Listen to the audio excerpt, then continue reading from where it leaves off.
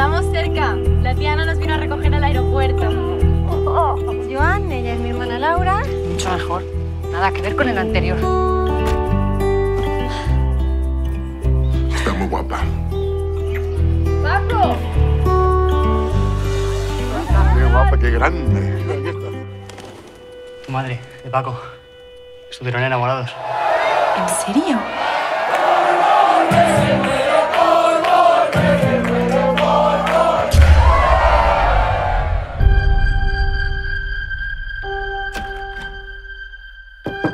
Paco, ven. Haced algo, por favor. ¿Qué pasa? ¿Le ha pasado algo anoche? ¿Tú no viste a nadie sospechoso? Debían de tener a alguien entre los invitados.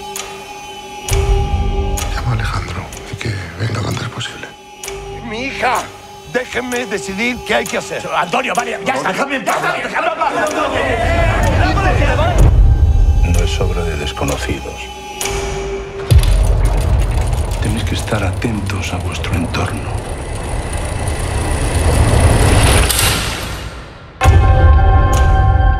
Si tú estás de acuerdo, hay una manera de ayudarla. Te estás involucrando demasiado en este asunto. Oye, ¿tú confías totalmente en tu marido? ¿Qué más le dijiste? Todo. Nos lo habíamos jurado. Están todos metidos.